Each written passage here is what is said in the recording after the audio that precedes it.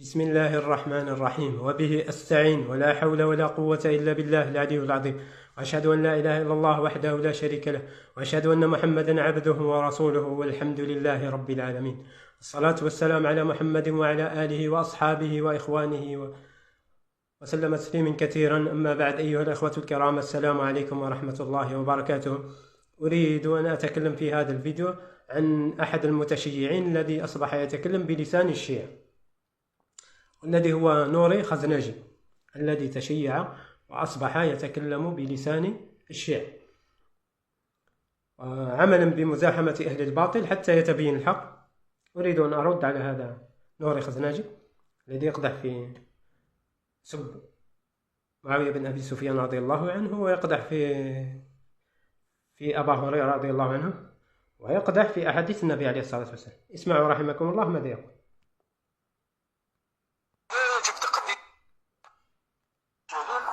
صحابي جليل معاوية مجرد سؤالك خلاف راسك معاوية شكون سؤالك ما تخافش. وأنا أقول لك يا نوري الخزناجي وكل المتشيعين وهؤلاء والشيعة جميعا، أنتم الصعاليك ومعاوية بن أبي سفيان أمين المؤمنين وكاتب وحي النبي عليه الصلاة والسلام وخال المؤمنين وتاج فوق رؤوسنا، هو وأم المؤمنين عائشة رضي الله عنها وحفصة وأم حبيبة وكل أمهات المؤمنين رضي الله عنهم وكل أصحاب النبي عليه الصلاة والسلام رضي الله عنهم، هم تاج على رؤوسنا وأنتم الصعاليك. اسمعوا أيضا ماذا يقول رحمكم الله. تكي تسمع معاوية ما تخيش جان صغير هذا السيد بقرة وبعد بدأت تصوير الأحاديث. الفتنة تأتي من هناك وأشار إلى العراق. سبحان الله، أبو هريرة هذا ما يحكي أحاديث واحدة أخرى سوى أنه يصف العراق بأنها باب الفتنة. قال رسول الله أن الفتنة تأتي من هناك وأشار إلى العراق. بعض الناس تبدأ تحفظ أشار إلى العراق، اسمها العراق بلد فتنة. شكون اللي كان في العراق؟ جماعة علي والشام فيها يا معاوية الملائكة باسطة أجنحتها على الشام. نعم، قال النبي عليه الصلاة والسلام وأشار بيده إلى الشام، الملائكة باسطة أجنحتها الشام. وقال أيضا في حديث آخر أنت لا تعرفه وهؤلاء الشيعة الذين المعممين لا يعرفونه، تكفل لله بالشام. وقال في حديث آخر فسطاس المؤمنين المسلمين في المعركة الفاصلة بين المسلمين وبين الصليبيين التي ترتفع فيها راية الإسلام وتفتح أوروبا أمام جحافل المسلمين والعالم. فسطاس المسلمين يومئذ في أرض يقال لها الغوطة، الشام، غوطة دمشق. وعيسى عليه السلام ينزل في الشام، والمسيح الدجال يخرج من إيران الشيعية التي تمجدونها، والمهدي يخرج من المدينة المنورة، والجيش الذي يتجه إلى المعركة الفاصلة يخرج من المدينة المنورة، على رغم أنوفكم أيها المتشيعين وأيها الشيعة. معاوية بن أبي سفيان رضي الله عنه هو خال المؤمنين، أخته زوج النبي عليه الصلاة والسلام أم حبيبة رملة بنت أبي سفيان زوج النبي عليه الصلاة والسلام هي أخت معاوية رضي الله عنه. وهؤلاء الشيعة المتشيعين يقدحون في أصحاب النبي عليه الصلاة والسلام لأنهم يريدون القدح في النبي عليه الصلاة والسلام، يسبون ويطعنون إلا في المقربين، يطعنون في أبا بكر ويسبونه، عائشة أم المؤمنين ابنته زوج النبي عليه الصلاة والسلام، يطعنون في عمر رضي الله عنه، ابنته حفصة زوج النبي عليه الصلاة والسلام، يطعنون في معاوية رضي الله عنه أخته زوج النبي عليه الصلاة والسلام، في أبا سفيان ابنته زوج النبي عليه الصلاة والسلام. هؤلاء يطعنون في النبي عليه الصلاة والسلام بطريقة أخرى، كما قال الإمام مالك هؤلاء أرادوا أن يقدحوا في النبي عليه الصلاة والسلام فما تمكنوا، فقدحوا في أصحابه حتى يقول صاحب سوء اتخذ أصحاب سوء. الغرض من هذا الطعن في النبي عليه الصلاة والسلام، كما قال المعتزلة لما سئلوا لماذا تطعنون في البخاري ومسلم، قالوا نحن نطعن في الناقل، فإذا سقط الناقل سقط المنقول. هؤلاء يطعنون في الإسلام ويطعنون في النبي عليه الصلاة والسلام، هؤلاء الشيعة لذلك يسبون أصحاب النبي عليه الصلاة والسلام المقربين من أجل أن يقدحوا في النبي عليه الصلاة والسلام، وخابوا وخسروا. ومعاوية رضي الله عنه هو أمير المؤمنين، وهو أول من أقام أسطول في البحر يغزو. والقصة معروفة لأم حرام لما النبي عليه الصلاة والسلام استيقظ وهو ضاحك مستبشرا مبتسم مستبشرا، فلما سألته قال: عرض علي أناس من أمتي يركبون البحر كأنهم على أسرة من ذهب، فقالت: ادعو لي الله أن أكون منهم. قال: أنت منهم وأنت من أولهم. وفعلا يعني استشهدت، أصابتها حجر فقتلتها في أول غزو عبر البحر. فمعاوية رضي الله عنه أول من غزا في البحر، وولاه أبا بكر خليفة رسول الله على الجند في الشام، وولاه عمر أمير والي على الشام، ولاه عمر رضي الله عنه، ولم يعزله. إن عمر رضي الله عنه عزل، قال النبي عليه الصلاة والسلام: أحد العشر المبشرين بالجنة سعد بن أبي وقاص، ما يعني اشتكوا منه هؤلاء المنافقين أهل الكوفة، اشتكوا منه يعني كعادة عمر لما يشتكي الناس من والي يعزلهم. والقصة معروفة من المكان الذي يخرج منه الفتن، يعني اشتكوا، قال النبي عليه الصلاة والسلام: وأحد العشر المبشرين بالجنة، وكذبوا عليه. فمعاوية رضي الله عنه وأمير المؤمنين، قال النبي عليه الصلاة والسلام عنه، قال الله دعا له، قال: اللهم اجعله هاديا مهديا واهدي به. وفعلا في هذه متى يعني أصبح أمير المؤمنين يعني فتح الله على يده، ودخلت الناس أفواجا في الإسلام، وفتح بلاد كثيرة. وكذلك قال النبي عليه الصلاة والسلام أوصى أبا بكر وعمر، قال: احضروه في أمركم فإنه القوي الأمين. وصفه بالقوي الأمين النبي عليه الصلاة والسلام، هذا الذي تطعنون فيه وتسبونه، وصفه النبي عليه الصلاة والسلام بالقوي الأمين.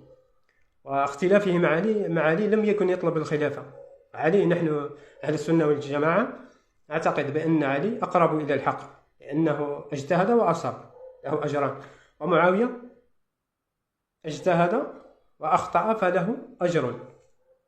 فهؤلاء الصحابة، قال الله عز وجل في سورة الحجرات آية رقم 9: وإن طائفتين من المؤمنين اقتتلوا فأصلحوا بينهم.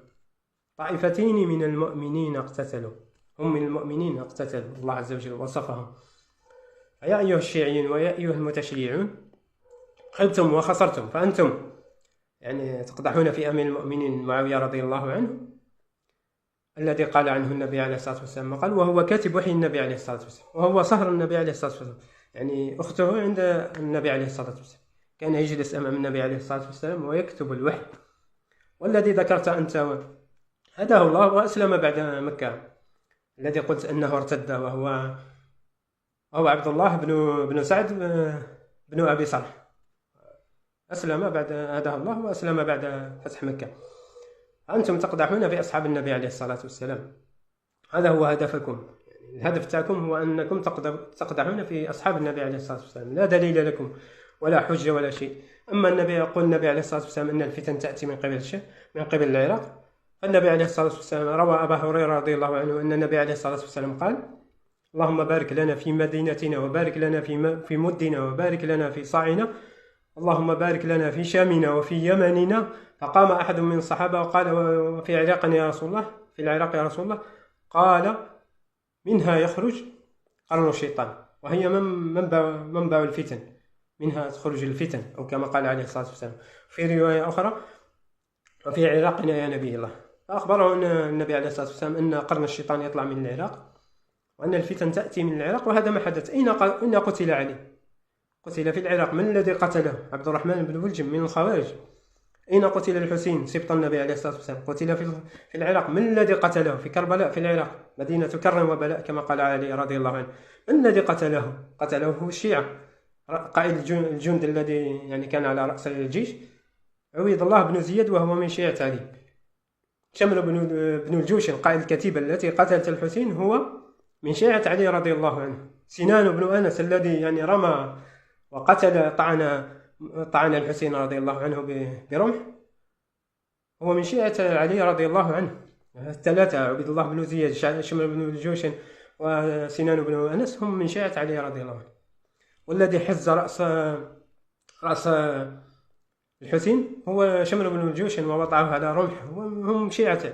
هؤلاء أهل النفاق والشقاق، هذه معروفة يعني، أهل غدر ومكيدة. ومن الذي يعني بايع الحسين وأرسل له 150 رسالة، ومنهم من ذكر 50 رسالة. 24,000 يعني رجل بايعوا الحسين، وبعد ذلك يعني أرسل لهم مسلم بن عقيل، لما ابن عمه مسلم بن عقيل لما وصل إلى العراق عصرا وجد آلاف الناس يعني يحملون السيوف، فأرسل إلى الحسين أن يقبل. يعني رأى الناس أنهم مستعدين يعني لبيعة الحسين، صادقين في ذلك. في المغرب العصر، هذا في العصر، في المغرب دخل المسجد فلم يصلي وراءه شخص واحد، صلى وحده في المسجد، انفضوا من حوله، فلم يجد بيت يبيت فيه إلا بيت امرأته، وباعه ابنها. ذهب إلى الجند وقال لهم إن مسلم هنا، فقتلوه. فلما يعني علم الحسين بذلك أراد الرجوع، فأبناءهم أبناء المسلم بن عقيل قالوا نصلي يا أبانا، فمشى معهم. وحتى لما جاء عبيد الله بن زياد، هؤلاء الشيعة وشمر بن الجوشن وغيره، الحسين خيرهم بين ثلاثة، قال احملوني إلى يزيد فأضع يدي في يده فأبايعه، أو أتركوني أرجع المدينة فلا أخرج منها أبدا، أو أتركوني أذهب إلى ثغر من ثغور المسلمين. فأبوا وقتلوا هؤلاء الشيعة أهل غدر ومكيدة. وهذا ما يفعلونه بالعراق، وما فعلوه بصدام، أعدموه يوم العيد تنغيص على أهل السنة. ما فعل هذا أحد من أعداء من قبل، كانوا يقتلون الناس لكن يقتلونهم يعني يوم العيد. هذا قتلوه يوم العيد من أجل التنغيص على أهل السنة، وكانوا يصيحون يعني مقتدى وشعارات يعني طائفية وغيرها. هؤلاء أهل الفتن، حب من حب وكره من كره، هذه هي الحقيقة. فرضي الله عن معاوية أمير المؤمنين وعن أصحابه أجمعين، ورضي الله عن أمنا عائشة وحفصة وأمهات المؤمنين، وهم تاج على رؤوسنا، وأنتم أيها الشيعة وأيها المتشيعون صعاليك، وأنتم تحت أقدامنا، والله لشراك نعل معاوية أفضل من الشيعة جميعا والمتشيعين جميعا. والنبي عليه الصلاة والسلام، أختم بهذا الحديث، قال النبي عليه الصلاة والسلام لا تسبوا أصحابي. قال النبي عليه الصلاة والسلام الحديث رواه مسلم، لا تسبوا أصحابي، لا تسبوا أصحابي، مرتين، لا تسبوا أصحابي، لا تسبوا أصحابي، فوالذي بعثني بالحق، يحلف النبي عليه الصلاة والسلام، فوالذي بعثني بالحق لئن أحدكم أنفق مثل أحد ذهب ما وصل، يعني مما وصلوا إليه، ما وصل إلى مد يعني إلى مد يعني يد أو نصفه. المد هو يعني الكف هكذا، والنصف هو هكذا.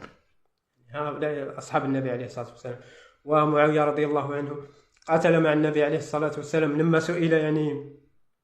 لما سئل أحد من أهل العلم، يعني سئل عن عمر بن العزيز هو أفضل أم معاوية، قال والله للغبار الذي دخل مع معاوية في أنف معاوية مع رسول الله صلى الله عليه وسلم أفضل من عمر بن عبد العزيز. معاوية صحابي كبير من كبار الصحابة رضي الله عنه، وكاتب وحي النبي عليه الصلاة والسلام، وأمير المؤمنين، وفتح الله على يده، والذي بايعه وتنازل عن الخلافة هو الحسن. فأنت لما تقدح في معاوية أنت تقدح في الحسن. الحسن بايعه، وابن عباس بايعه، وكبار الصحابة بايعوه وقاتلوا معه كبار الصحابة، وكذلك يعني قتل مع علي كبار الصحابة، طائفتين من المؤمنين اقتتلوا.